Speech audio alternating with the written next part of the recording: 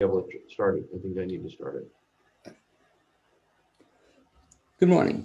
You're listening to the BLAINESWORLD Show, heard here on WPVM in Asheville, North Carolina. I'm your host, Blaine Greenfield, and it's my pleasure to bring information to you about theater in the Western North Carolina area, as well as lots of other good stuff that's happening, not only in Western North Carolina, but also throughout the country. I'm your host, as indicated, and I'm here in my Zoom studio in lovely downtown Fairview, North Carolina. And it's my pleasure to introduce my first guest, and he is Kevin Jameson. Welcome aboard, Kevin. Hey, great to be here, Blaine. Thank you. And what you can do, Kevin, you can also wave to all your fans and friends in Facebook world. Oh, okay. Absolutely. I got a lot. Okay, great. Exactly. Thank you. Okay, great. Hey, Mom. But anyway, Kevin is a longtime friend, and I've known Kevin, what was it, since 1937, was it? The first yeah, thereabouts. Thereabouts. And Kevin had been a longtime friend. He had a long career in business, in sales. And a couple of years ago, Kevin retired, and he became director of this organization, which we're going to be talking about, the Dementia Society of America. And I think that story unto itself is kind of an interesting one, Kevin, about how you got involved in this whole dementia field. And if you'd share it. Sure. Well, thanks again, Blaine. So, yeah, for me, I'd been in the kind of sales entrepreneurship for most of my career, and had a very, wonderful marriage, and one day, or over several days, I'll just say, looking back, it was probably longer than that. I found that my wife and I were having marital difficulties, and I really couldn't put my finger on it. I didn't know what the issues were. And so ultimately I asked her if we would be able to go see a marriage counselor, which we did. And she agreed. And maybe 6 months to a year into that counseling, the marriage counselor, kind of pulled me aside and said, Kevin, I think you and Ginny have a great relationship. I think there's something else going on, and I don't know what it is. And so, I didn't really know how to deal with that or what that meant, and I don't think she knew either. But sometime after that, we were out to dinner at a restaurant called the Indian Spice Grill. It's no longer there, but at the time, it was a place we had been to. And we walked in. I said hello to the hostess because I normally kind of catch the host or hostess's name or the waiter, waitress's name. And Ginny said, "How do you know her?" And I said, "I know her from last time we were here. She has an unusual name." I remembered it. And she goes, "What are you talking about?" I said, "Yeah, last time we were here, we sat over there." And she goes, "I've never been here." I said, "What are you talking about? Of course we've been here. And we were just here last month, and I can tell you what we ate and where we sat." And she just denied it. She said, "I must have been there with somebody else, maybe with another woman." And it just became a real bone of contention between us because I had to go back and look up, credit card receipts and showed her, and she still didn't believe it was her, and she'd never been there. And I just kind of let it drop. But that was kind of a wake-up call that maybe there was something cognitively going on. And after that, I started to make notes when things like this would happen, or she would become super over aggravated at certain things, which didn't make sense to me. Caustic, in fact, and she was not necessarily a caustic woman. And so, I eventually, though, got hold of her primary care physician, which was mine as well, and said, I think there's something going on with Ginny's cognition. And, she was still young enough that there was really like, well, what happens, women, menopause, things like that. And I was like, I don't know, but maybe. And this went on. And then finally, some things happened that it was like, that's it. She has a major issue going on, and I've got to get to the bottom of it with her. And one thing led to another. We saw a psychiatrist, and then we went to a neurologist, and then ultimately made our way. This took several years, but made our way to a university setting where she did get a diagnosis after almost a year of testing and evaluation that she had dementia of an unspecified Could have been Alzheimer's, but we don't know. And, so for me, that opened up an opportunity, a world, because I had been through so much with her in trying to get this diagnosis and understanding what she was doing, not understanding what she was doing. I had exposure to dementia as we know it back with my grandmother and grandparents. And so, I wasn't totally unaware of it, but I really didn't understand what's Alzheimer's, what's dementia, what does it mean? How does it interrelate? Where can I get services? Who can support me? Who can support us as a couple? How do we get care? Talk about something you said, Kevin, with not only respect to Ginny, but for other listeners, and that is the issue of was it difficult to get Ginny to go along with this? In other words, you were observing some certain stuff and you were taking notes, but did you meet resistance from Ginny, and do other people meet resistance from people, when they're told that they have to be tested? Often, yeah. So, and there are a lot of factors, and it also can depend on the type of dementia that it is, which we'll get into in a second. But certain dementias have less self-awareness, so people are less self-aware, and other dementias are, people are more aware, and so, they may be willing to take action. And, it's an 80-20, right? So 20% of the people who have a cognitive impairment of some kind are all about getting on top of it, getting it fixed, figuring it out. The other 80%, not so much. So it's definitely that way throughout, probably humanity. And as you said, a lot of people don't want to know, or for some reason, I guess to see a doctor is kind of an admission that might be a problem. And some people just don't want to know that it's a problem. Well, I think that what's changing and why we're trying to do what we're doing is educating people about the fact that it's okay to talk about, it's normal in the sense that all diseases are part of the human condition. So, if you had something wrong with your eyes, your ears, your heart, your liver, your lungs, you had skin cancer, you had a tumor, you'd probably want to get it checked out. And I would just say that the brain controls everything. So when the brain is affected, there are a lot of, the brain is such a complex organism, and we don't really realize, that we think about us thinking about ourselves. And how does the brain do that? How do we move our arms, our legs? How do we eat and drink? All of these things. It's not just memory.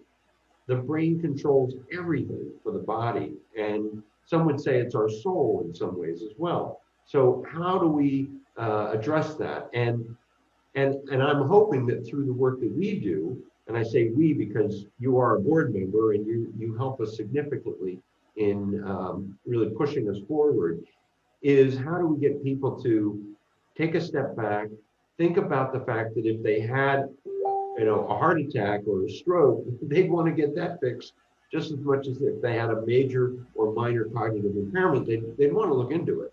There are things that can be addressed depending on what's causing that cognitive impairment. And talk about, Kevin, then how you kind of were involved with somebody who had dementia and Ginny eventually passed. What then was the impetus for you starting this, nonprofit association from scratch? What got you into that?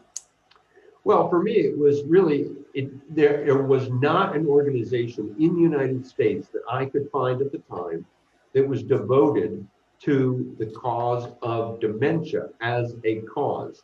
There were, and there still are, organizations that are devoted to the underlying diseases of dementia, such as Alzheimer's disease, Lewy body dementia, vascular stroke, frontotemporal CTE. So there were some of these organizations, but what they were doing is they were looking at very specific issues specific to their cause of dementia. Whereas we look broadly, dementia, Blaine, and I know you know this, you've heard me say it a million times, dementia is not a disease. It's a syndrome. By the World Health Organization standards, it's a syndrome.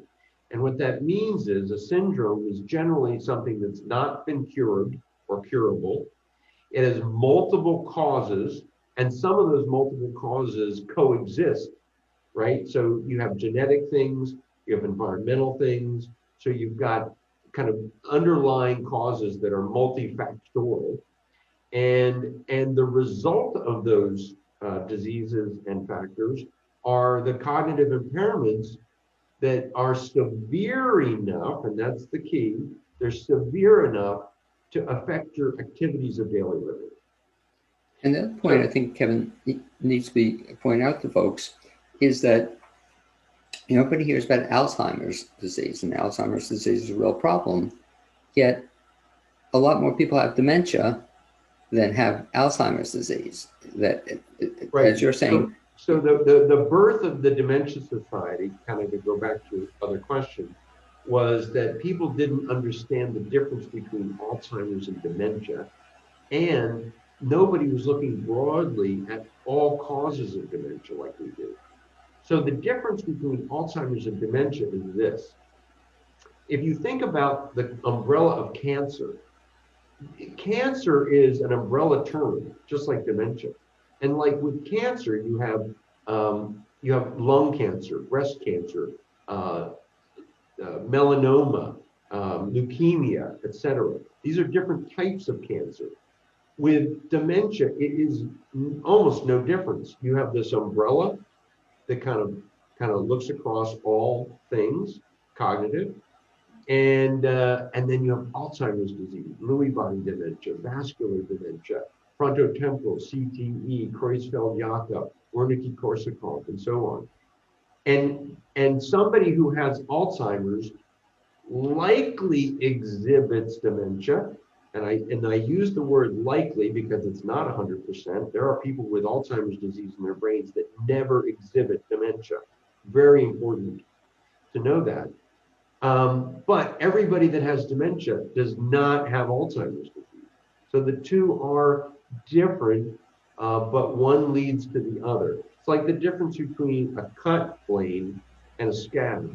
A cut might be Alzheimer's disease. The cut might be vascular disease. But the scab is the resulting dementia that results from the cut. You get it? So it's really cause and effect. So go from there, Kevin, then to the point that we started this organization, what's about now, 6 years ago? 7 years. 7 years ago. So you started the organization, and what was your purpose then when you started this 7 years ago, which, to your credit, you still maintain to this day? Yes, and I'm a volunteer, right. So I don't earn a paycheck. We have no paid executive staff of any kind. And I do it because I love to educate people. And we love to educate people as an organization. And that's really our mission is to do what I just said, but say it loudly and broadly across the country to let people know that there are other things other than Alzheimer's. And we're not putting Alzheimer's down in that respect. People that have Alzheimer's have a dementia potentially, but the person who has Lewy body dementia also has dementia, or frontotemporal disease has dementia, or CTE, what the football players get, or boxers, race car drivers, soccer players, they can have dementia. And at the end of the day, all these things result in the same outcome. And yet, there are ways to prepare, there are ways to plan, and there are some conditions that are not dementia. In other words, they've not come to the point where they're irreversible. So they're kind of dementia-like, and they can be addressed and they can be treated. So a good example of that would be a UTI is a simple example. Somebody kind of becomes loosey-goosey with the facts. They don't know where they are, space and time. Seems like they've got some type of dementia, but it's an infection, a urinary tract infection, or normal pressure hydrocephalus, which is a water or cerebral spinal fluid buildup on the brain. It causes a condition that awfully looks like dementia, and if left untreated, does become dementia. But when it's treated early, then it reduces the potential for that dementia and may, in fact, totally or in a major way address it. And that's back to your point earlier. The advantage to getting treatment or getting it checked out earlier, the better, because you'll know exactly what you're dealing with or you're faced with. Again, that's where I think the Dementia Society of America comes into play, that if people have questions, I guess would you call yourself a kind of a resource or a general place where people can get answers to questions? Yeah, oh, absolutely. I mean, that is really what we're all about, right? Is to provide resources. So they can go to dementiasociety.org, and we have definitions for all the causes of dementia that I mentioned and more. We have definitions for those. People can explore all of the varieties that cause dementia, all the underlying conditions. We also operate a phone number, 1-800-DEMENTIA. It's answered 24 hours a day by call center, and then a volunteer, somebody like myself, would get back to somebody and talk to them about their questions, answer their basic questions. We send out materials. We have a DVD, a 1-hour TV show we show them and provide them. So there's a lot of things. There are a lot of things. In fact, I will simply say that people oftentimes just don't know where to turn. They don't know where to start.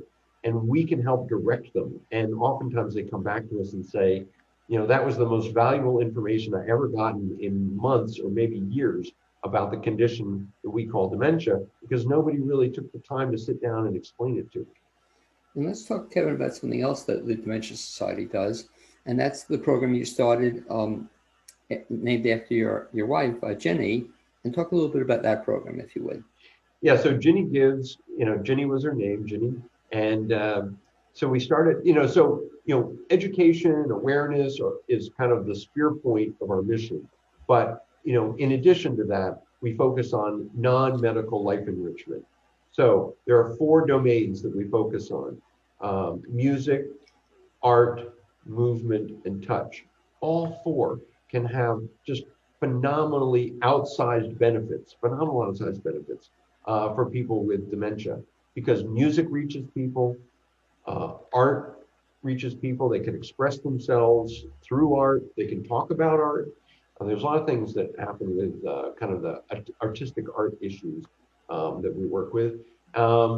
Movement, so seated yoga, dance, all these things are really powerful. They help you with your brain health. They help you with your cognition. And then touch. So there are programs out there, if a baby is left untouched, they fail to thrive. And the same is true. We're going through that now a bit with COVID for older adults even. So people that are kind of left to their own devices, not touched, no one's holding their hand, those people become more isolated and they can accelerate in their decline. And I have you mention that, Kevin, the benefit of listeners or viewers for 2 reasons. One, if they're involved in a nonprofit organization or some group that services people with dementia type conditions or dementia conditions, they can contact us, and conceivably we could get them some entertainment or programming that might help these people. Absolutely. We have grants, right, and we do issue them to other nonprofits who are dealing with the community that we deal with. And we also have, and one of them is the Jewish Forum, or the Jewish Family Services. They were guests a couple of weeks ago. There's a couple of them. Right. But also, if there are any entertainers, and I've spoken to several folks out there, if any entertainers out there would like to provide entertainment for folks with dementia, get in touch with us. We'd love to hook up with you as well. Yes. And I think that concept of entertainment, Kevin, segues into the other thing I wanted you to talk a little bit about, and that's a big event we have coming up, I guess, at the end of the month. Or no, we'll be at the end of the month. And you want to talk November 22nd. You want to talk a little bit about that event, because we're going to invite any listeners or viewers to check this out. It's going to be a super event. Absolutely. So as part of our outreach and obviously things that we do to financially benefit our organization, we do different things throughout the year. We don't do a lot of fundraising. We serve our mission, and then we hope that people reward us, and with their gratitude and with their time, talent, and treasure. And we've been relatively successful in doing that. But what we did this year with COVID, we couldn't do something in person, et cetera. We decided to kind of take it virtual, as a lot of organizations have had to do. But I'm very proud of what we've created. We've created a 1 hour benefit concert by a phenomenal, I mean, phenomenal baritone. Then he's really singing kind of the Broadway songbook. And we call it Broadway Alive. And if your listeners go to broadwayalive.org, broadwayalive.org, that will take them to the page on our website that describes it. But in short, in brief, it's a concert that takes place. It's a 1 hour concert that'll be streaming, so they can watch it at home. It comes on at 6 o'clock Eastern time, but it can be watched, anytime after that up for up to 3 days. So they don't have to watch it right on the time and day that we premiere it. But this concert is just phenomenal in that it's set in Oscar Hammerstein's former home. So, Rodgers and Hammerstein, right? We've heard of those guys.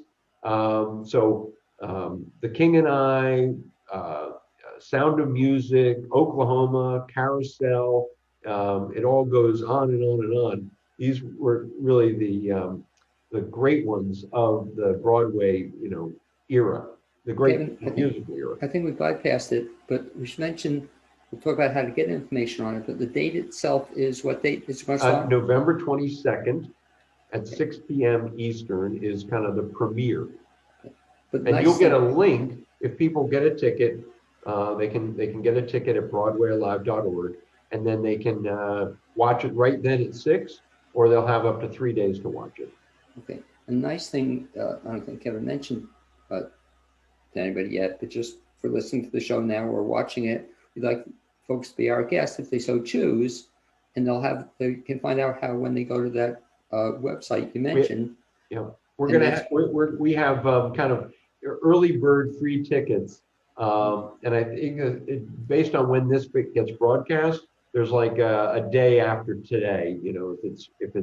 If it's Wednesday when this gets broadcast, right, they'll be able to get their tickets up to the end of day Thursday that are free, or they can support us financially and get a ticket too. And that website, Kevin, was what? broadwayalive.org. And as they're thinking about this, Kevin, why don't you give us a real quick preview? I want you to show two things, if you would. But one, Kevin mentioned this phenomenal singer who I've had the pleasure of seeing several times, and just knocks my socks off. He's that good. And Kevin, why don't you introduce him in one of the songs he's going to be singing? Yeah, so I think most of you can see my screen now. And this is just something I'll give you a quick snippet of a great song.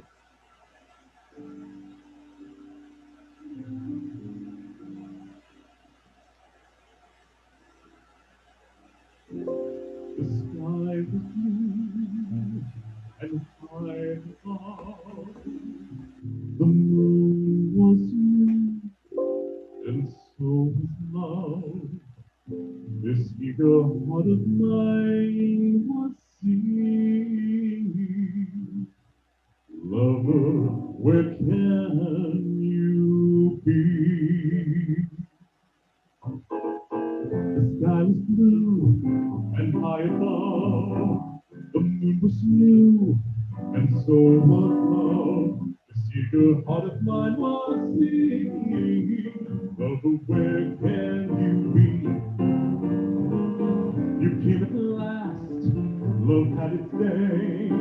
That day is past, and you've gone away. This aching heart of mine is singing. Lover, come back to me.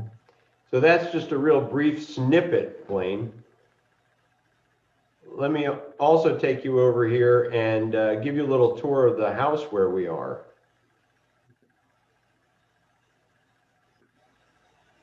Kevin, if you show the tape a little bit, increase the volume just a little bit if you can. I will, yep. So let me just do this real briefly, and let me share again, and I'm going to share it this time. Here we go. And we'll start it here. Hammerstein and his wife from New York City, and it's been here, beautifully restored at one point, but now in need of another restoration. But we're going to take you inside and we're going to show you the beautiful interior, the space where we are today. I think you'll really enjoy it. So let's go inside. Well, now we're in Oscar Hammerstein's living room, a really special place. So many special people came to this house, unbelievable. There is one musical I didn't mention just a few minutes ago, and I wanted to share it with you. It's called South Pacific. So I'll just pause it there, Blaine. But I think what you'll find is when you come back to this event, you'll just really. I'm going to stop sharing for a second. We really capture the essence of that place and all the memories it holds. And people will be able to sing along with songs from West Side Story, Carousel, South Pacific, The King and I, The Sound of Music. If you love any of those sound of musicals and any of the songs from those musicals, you'll really enjoy this. And I will tell folks that it's only an hour, but it's a really tight hour. So you'll get to meet not only Keith Spencer, who you'll really enjoy hearing him sing, but you'll see this tour of the Hammerstein building, or Hammerstein home.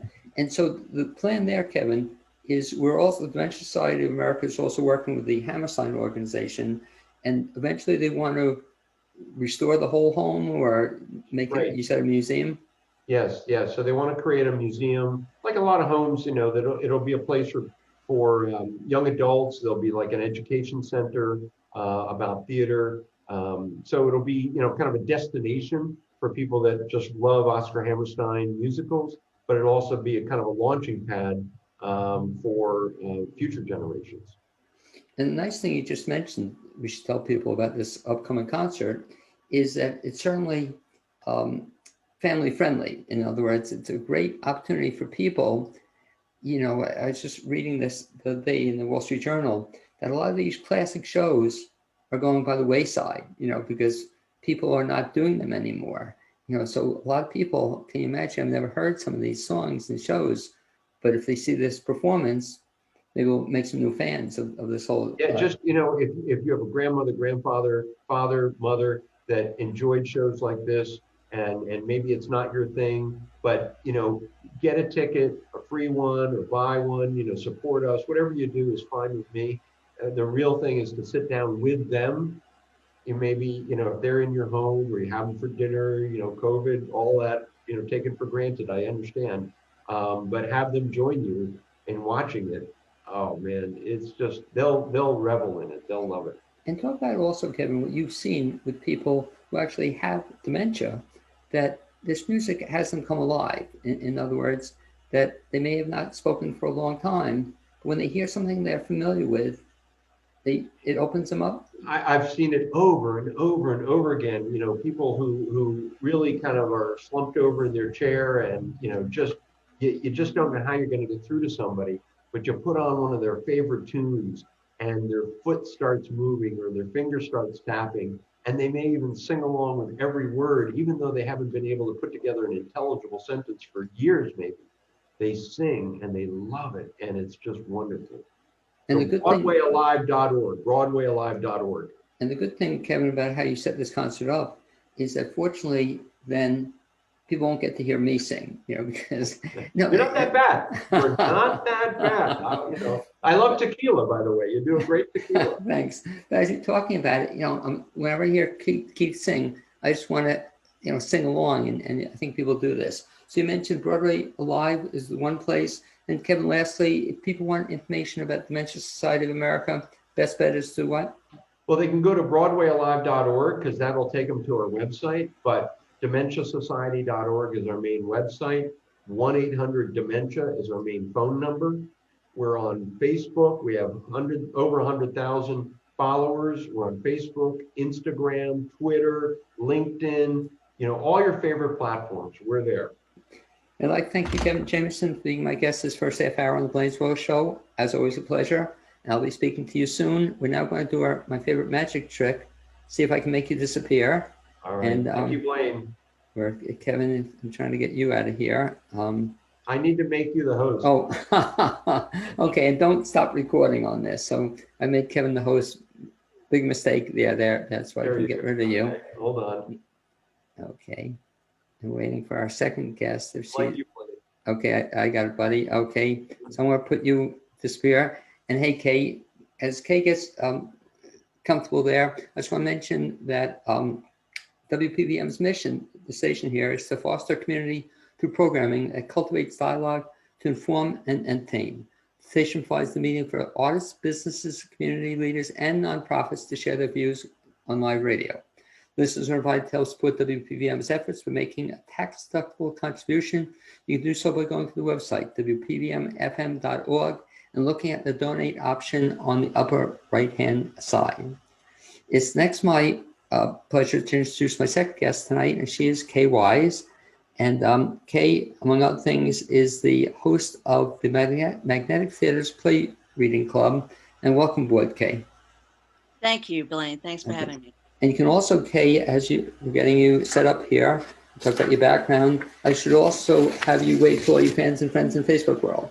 So if anybody's watching, they can see Kay. And Kay is heads the host of the Magnetic Theater Play Reading Club, which we're going to talk about in a second. Kay has a BA in Communication Arts with a minor in theater from Rollins College, Florida. She's been involved in all aspects of theater production for the past 20 plus years, from executive director and all parts in between. Today she considers, oh, that's neat, the Magnetic Theater, your home base.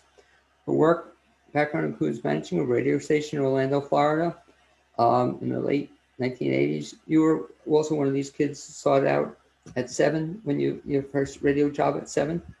No, Is that no, it? not really. I got involved in theater when I was in junior high. Okay. Anyway, well, I'm going to ask you a question about that in a second. She's also been a licensed massage therapist. She worked on the kayak, rowing, canoeing events in the Atlanta Olympics in 1996. You mentioned, so you have this theater background, which I'm learning about. I've had the pleasure of seeing in a couple of things. Yes. Did you start as a kid? Were you interested in theater? We moved around a lot. My parents worked for the airlines. So when I got into junior high, I was always the new kid. And my teachers would accuse me of holding up the wall because I just stood at the sideline. Somehow, some way, I got involved in the drama club. And my first show was Gift of the Magi and The Crucible in junior high that I remember. And so I always fit in. Anywhere I moved, and I had 4 different high schools, I would get involved in theater because that was the welcoming group for me. Now, in those 2 shows, were you in the shows themselves? Yes. Because I have an idea for you, Kay. I've shared it with a lot of other theater people, but you and I are going to make this work. I don't know, did you hear my idea? Have you heard it? That I want everybody to do their first role, like you in those 2 shows you mentioned, right? Like, did they have a tape? Did they make a videotape of it? No. Okay. No. Tell me this would be cool. And I've discussed it with Katie and Rodney, but what should have everybody as a fundraiser at Magnetic do their first show? You don't have to do the whole row, but just 5 minutes or 10 minutes. Wouldn't that be a fun thing? That would be fun. At the Gift of the Magi, the girl had very long hair and I had long hair in those days. So then to try to get it short, that was fun in those days. But there are no video recordings. Because exactly, most people don't have them. Wouldn't that be a kick that you could show that you did this performance? People, be a tree, they'd be whatever they were, the very first thing, junior high school, but they didn't keep records of it then. That's a shame. Well, it's a shame, Kay. I always believed that because of theater licensing restrictions, which I think is a shame, they don't let you make copies of stuff. You can't, like the play I was in at Magnetic just before COVID, Trader, we were only 3 shows. I would have loved to have been able to show that. A couple of theaters locally are doing this. I don't know if you guys are at Magnetic, which is great to be able to see stuff, that people, were in. Yes. Because I'm trying to think, the last thing, I don't know, it was the last thing I saw at Magnetic, but boy, you were good in it. It was this spooky. That was the legacy of Amia Aldine. And you were so good in that. I was the real estate agent showing the apartment, the ghost apartment. Right? Did you have fun with that? I did. They did such a great job. The trap drawer and yeah, the guy coming out. And it's like you work on a scene and you work on the play, and it's not really until the audience responds, because it was such a small part, Blaine. I was on 10 pages of a 90-page script. I mean, so the first 10 and the last 10. And is that a valued part? There are no small parts. Okay, Because no, but I'm telling you, you hit it though, you know, and I said to you, it was just a fun part. It was a fun play. And boy, I remember when Miles came out of the floor, it really got me. But the point though, it's a shame, and let me talk about the play reading club in a second, but it's a shame they didn't make a tape of that. You know, people would love to see that show, you know, who couldn't get to it. You know, it's just a shame they don't do that. Well, and I think they do, and I will research that, but they can't release it because of licensing agreements. But yeah, I will take a look and see, because there are tapes out there. Well, no, there are, exactly, and they're supposed to, and certain theaters are very, very restrictive on it. But I'm saying, you know, as just an example, especially because of COVID, people can't get to the theater. So some theaters are now starting to show stuff in live theater. I just love it because I miss it, you know. And I didn't realize how, I told you off the air, how much I missed it. So I saw Hamilton, I was in tears, you know, that, and even you talked about the play you were in. I said, boy, I just love that show. It's a really good show. But let's talk a little bit about something else, though, that you're involved in currently now at Magnetic, that I guess you've gotten off the ground, the whole, what do you call it, play reading club, or what do you call it? Yes, it is the play reading club for the Magnetic. I love it.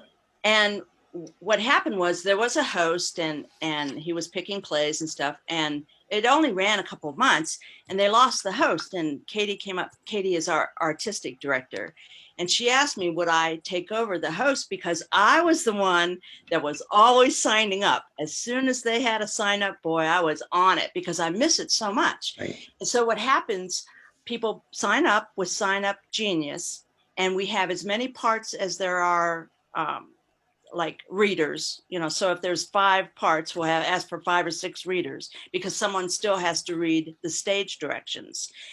And then we also have unlimited listeners, so people can come and watch it. And what I find is exciting, that we keep it up so that we're reading plays, and we're reading original plays. So often these haven't even been performed locally, for sure. And it's one way to be involved where you don't really have to memorize lines either. And there comes a stage where, you know, the memory's kind of gone a little bit, whatever. So we've had fun with it. We've really had fun. So I took it over last month, and I had 5 10-minute original Halloween themed plays, little skits, and it was fun. And you can dress up. I'm usually the one that dresses up, because I think I miss dressing up at theater just as much as everything else. So it's fun. Also, now, if people are interested in this, you mentioned something that they could watch it. Then do they have to sign up in advance to watch it, or can they watch it anytime? So what happens is the Magnetic Theater will put it on its Facebook page, that this is what the date is. Like the next date is November 15th. It's Sundays at 11 o'clock once a month. And they'll put the sign up that go to Sign Up Genius and sign up. So it is a live thing. It's nothing that's like really recorded. I think we're going to start recording them so that we can put it on YouTube, and therefore have more theater things going on as well. Because the exciting thing about that, even as you're describing it, I mean, it sounds like fun. So the first thing you mentioned, that people can sign up if they want a part. Do you have people who've never acted before? Oh, most of the people that are signing up so far have probably acted in the past, but I don't know everybody personally. So there is no fear of it, because it's basically just reading characters. And so they can choose their, you know, we have a theme, so they can choose their own voice, and I try to figure out who's going to play what and play around with that a little bit. But you do not have to have any experience to do this. Do you have rehearsals also? No, we just do it off the cuff. And it's fun. That's the thing. It's no stress. No dress, no stress. No, I really like that because, yeah, part of the fear I have, I don't really act, but, you know, a couple of things I've been in is the memorization, you know, and it creates certain stress. But if you just don't have to memorize and just come and have a good time, that's right. Seems like a really cool thing. So so you sign up for this and as many people want to watch it. Is that how it goes? That's correct. And are you doing it via Zoom? Yes, it's on Zoom. So you sign up Genius, so I know who's coming, and then we send out the Zoom link the day before, and that's how they find it out. Because I will encourage you, as you're talking about this idea, that especially with playwrights, or especially if these are not full-blown plays, that people I think would really be interested if they could see it, not 11 o'clock on a Sunday, you know, but they see it for a week or something, especially if there aren't licensing requirements and stuff like that. I think a playwright would love to have the chance to have his play read by as many people. You know, let me get a chance to watch it for a week, but I think you have a real winner there. Right. Katie's working on that too, to start recording it and have more fun with it as well.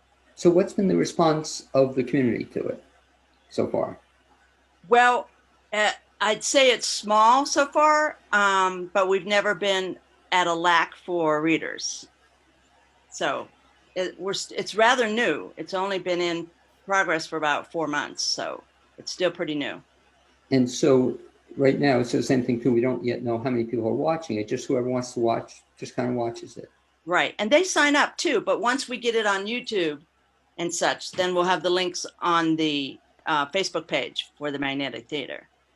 Have you ever done this before? Readers clubs? Yeah. No, but I've always enjoyed all my life reading out loud. I'm the first one to say, yeah, I read out loud. So it's an interest of mine. So we hope to carry it strongly further. And do you think, I mean, what a great idea. Do you see it going beyond just like the 10-minute plays? Do you see it going into longer plays? Oh, yeah. The Halloween theme was just to get a bunch of original Halloween themed plays. We've done hour-and-a-half plays. We take a break halfway. Yeah. And the one that we're doing for Thanksgiving, well, this show will air by the time because it's November 15th when we do our next show. It is Thanksgiving themed, and it's about a family getting together for Thanksgiving and the different attitudes therein. So that will be fun. But that's an hour-and-a-half show, so we'll take a break halfway. And talk also, Kay, about the kind of people you have then coming out to be part of these. In other words, one of the great things about Asheville is such a phenomenal theater community that you have some pretty good people coming out to do some of this work with you. Well, I don't know them personally. I think they've been in and out of the Magnetic Theater, whether as volunteers, ticket takers and stuff like that. And as word's getting around, we'll have more people. But basically, the shows are only about 5 characters or so. And as the group expands, then I will research plays. Now, don't forget, I have to be able to have a PDF of it so I can screen share and we read it online. So it's not like everybody has to copy all these plays. I screen share from my computer, and that's how everybody reads it. One of the things, Kay, I think, and you being a very good example of this, is the fact that people can take a hobby or interest and just jump into it, as you kind of are a very good example, and get involved in theater. You know, that like I said, you've been in other areas, but you've been in Asheville area for how long? 6 years. 6 years. So how did you get involved so you came to Asheville area, you're always kind of interested in theater. How did you get involved in the theater community in Asheville? Well, I live in Swannanoa, so the first thing I did was go to the Black Mountain Center for the Arts. Saw the shows first. I'm a big supporter, whether or not I'm hands-on involved, right? So met people there, started auditioning. I was in the Dixie Swim Club there, and then I directed the Queen of Bingo. That's where I met Michael Croza.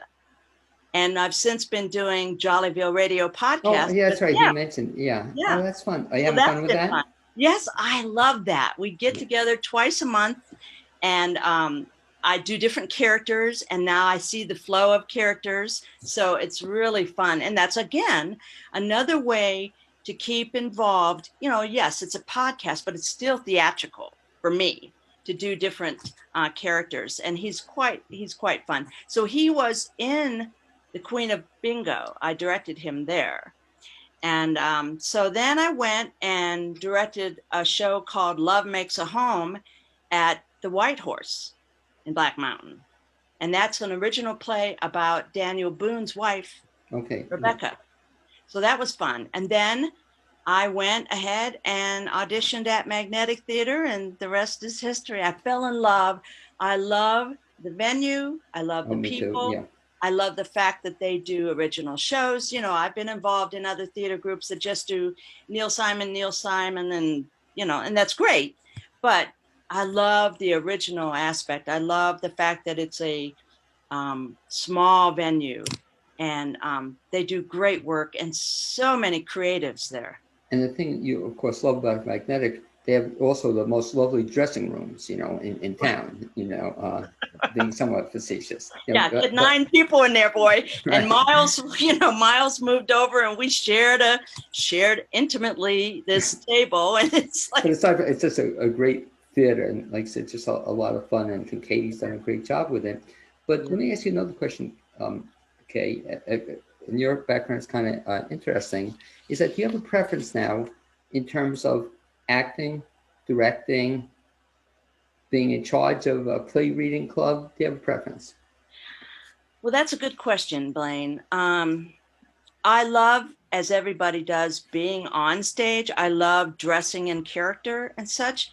But as you mentioned, as we get, I hate the O word, but as the age, you know, we're older today than we were yesterday. And it's hard to memorize everything. And it's a really quite a time commitment. So I try to do maybe smaller, important parts. I love directing, but again, it's a time thing. So I do love directing. I love dressing up, but I'm really enjoying play reading because I think it'll get more people involved in theater. And the whole idea in my heart is to keep theater alive. If for 2 hours I can take someone away from the TV, bingo, I've won. That's my goal, is to entertain people away from the TV instead of, you know, TV. And how'd you get into directing the first time? What got you into it? When I was in Rockport, I belonged to a theater group called the Rialto Theater at Aransas Pass. And there weren't too many people, really. It was a smaller market as far as directors, and you just have the same director. So I was assistant director for Patsy Cline, which was a great show. Yeah. And then I had a mentor, Jim Elder, in Rockport, Texas, and he really encouraged me to become a director and that I could do it. I do have a little bit of a dominant personality, so I kind of have to work with people because I like it done a certain way. But it's a lot of work, and I don't think people realize all the work that goes behind the scenes. And I've built sets, painted sets, done props, stage managed. Unless you go behind the scenes, you have no idea the time commitment that's involved. Well, you raised a good point there, because I once read somewhere that the best way to learn about theater is to be a stage manager. I've never been one, but if you're a stage manager, you see the whole gamut, I guess, of everything that goes into a play. And so you've been a stage manager? Yes, I have. Okay. And it's not my favorite job. No, but you know, in general, that's why, like you, I support theater so much, because the time that people put into this stuff is just incredible, you know. And you being such a great example of this, that it's all the people behind the scenes that make shows as good as they are. Because if you don't have all that crew behind you, you're not going to be able to put on anything. That's true. And you know, there are no small parts, even with the volunteers. You know, whether you check in people or you usher or you sell concessions, that's all valuable parts in the theater that we just can't do without. So don't ever be afraid. If you want to volunteer with the theater, or if you want to be involved, start with raising your hand to say, hey, I can help with this, that, or the other, because there's always a need. And if not, take in the case of some people at the Magnetic, they're doing everything, so many parts. And it's like, oh no, let me help. Let me take that off your plate, because.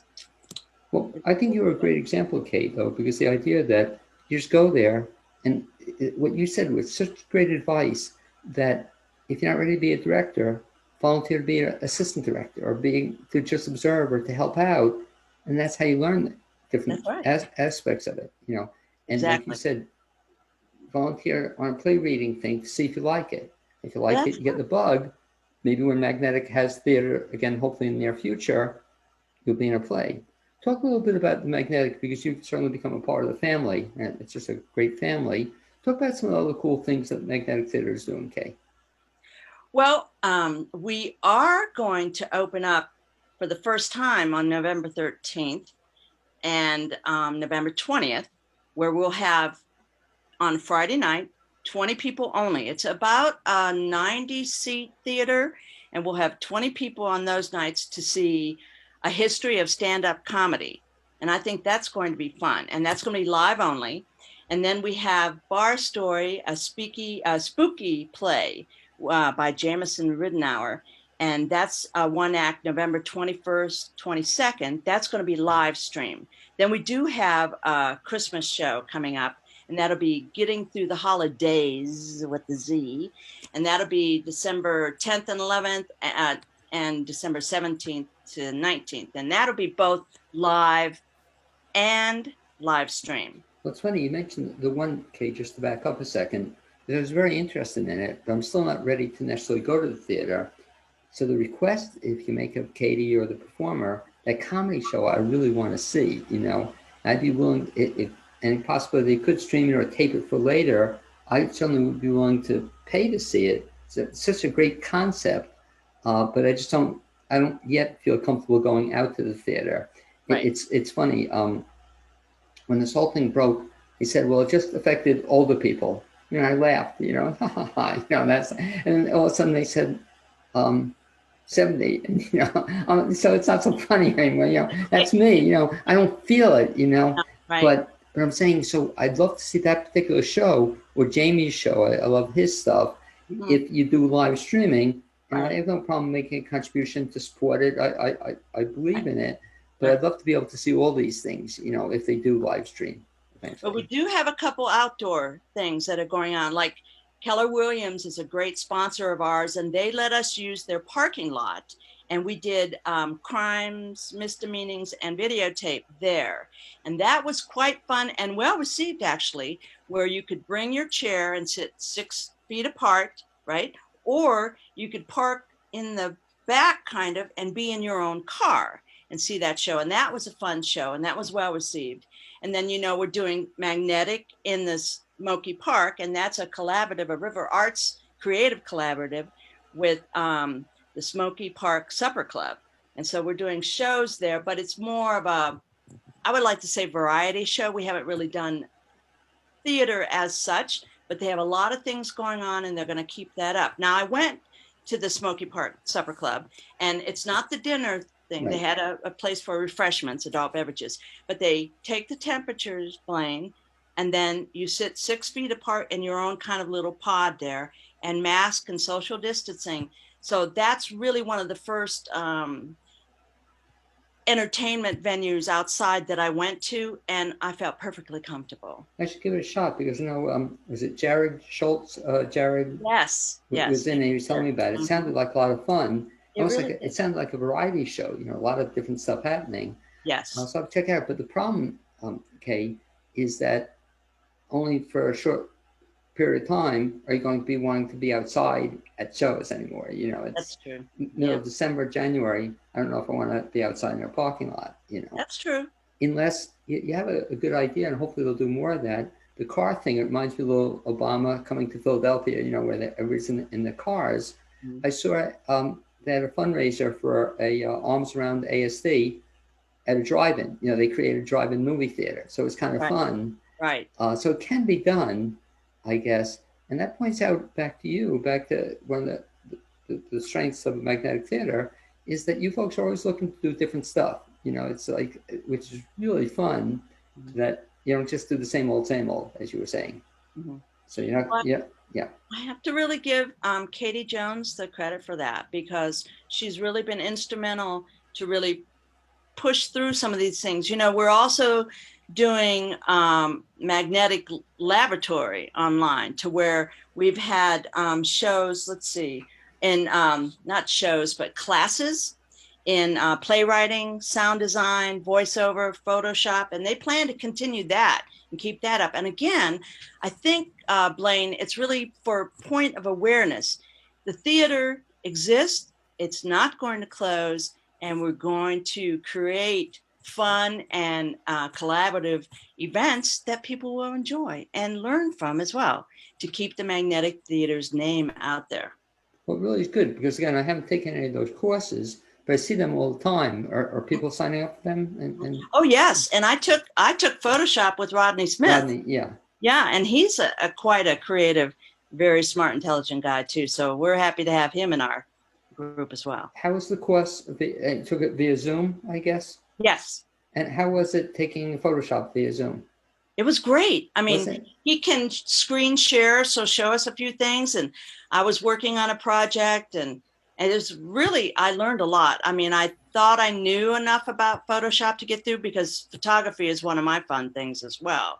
And it was very helpful. He's very knowledgeable. He might have had to slow down a little bit for technology challenged me, but he did. And he was very patient. Yeah. I'm glad you have that skill, because I'm looking for somebody to like give me a full head of hair, you know, so people still do Photoshop, I guess.